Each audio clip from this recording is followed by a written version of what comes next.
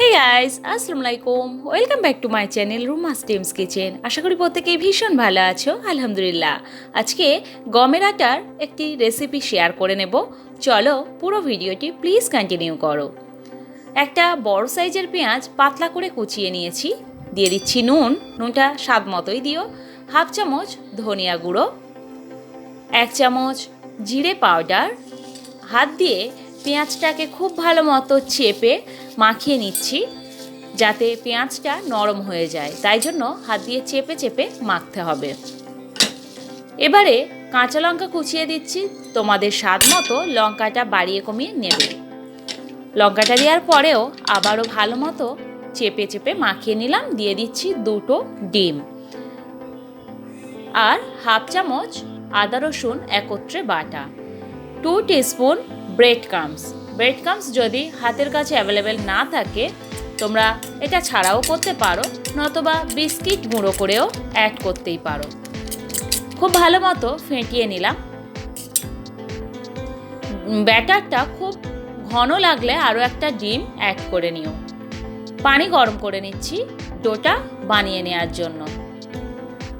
গমের আটা 250 গ্রাম রেখেছি। দিয়ে দিলাম অল্প একটু নুনটা যদি তোমাদের মনে হয় আটা মাখানোর সময় দেবে না, তাহলে স্কিপ করে যেতে পারো। হাত দিয়ে খুব ভালো মতো মাখিয়ে নেওয়ার পরেই হালকা উষ্ণ গরম পানি দিয়েই কিন্তু আমি ডোটা রেডি করব। তাতে করে অনেক বেশি সফট হয়। তবে একেবারেই গরম পানি দেওয়া যাবে না, তাতে কিন্তু হিতে বিপরীত হয়। ডোটা একেবারে টান হয়ে যাবে, রুটিটা শক্ত হয়ে যাবে। তাই অবশ্যই হাত চোবানো যাবে সেরকম পানি দিয়েই কিন্তু ডোটা রেডি করতে হবে। ডো রেডি করার পরে 10 মিনিট আমি ঢাকা দিয়ে রেখেছিলাম। তারপরে লেচি কেটে আমি বড় সাইজের রুটি বেলে নিয়েছি। তার উপরেই আগে থেকে বানিয়ে রাখা ব্যাটার, ডিম, পেঁয়াজ দিয়ে সেটি 2 চামচ মতো দিয়ে ভালো মতো এইভাবে স্প্রেড করে নিলাম। এবার মোগলাইয়ের মতো করে আমি এটাকে মুড়িয়ে নিচ্ছি। এই পর্যায়ে কোনাতে একটু পানি দিয়ে মুড়লে খুব ভালো মতো সেট হয়ে যায়।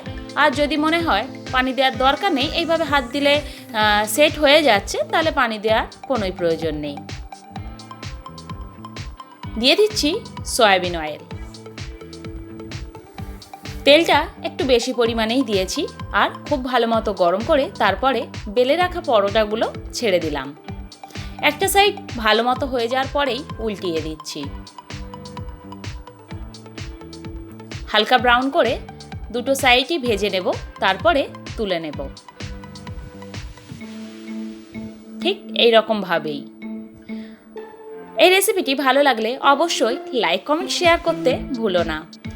সবসময় ময়দা দিয়ে এসব রেসিপি না বানিয়ে গমের আটা দিয়ে বানালে অনেক ভালো হয়। তাই কোনো ক্ষেত্রে কোনো সময় ময়দাটা স্কিপ করে যেও যদি ঘরোয়া খাওয়া হয়।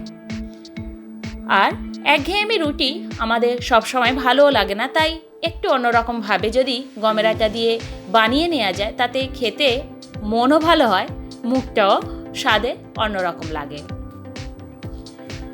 আমি কাঁচি দিয়ে কেটে নিলাম পরোটাটা মাঝখান থেকে। দেখতেই পাচ্ছ কত সফট হয়েছে আর ভিতরে ডিমের ব্যাটারটা কত সুন্দরভাবে রেডি হয়েছে। দেখিয়ে দিচ্ছি কত সফট। আশা করছি বুঝতেই পারছো। সবাই খুব ভালো থাকো। আল্লাহ হাফিজ।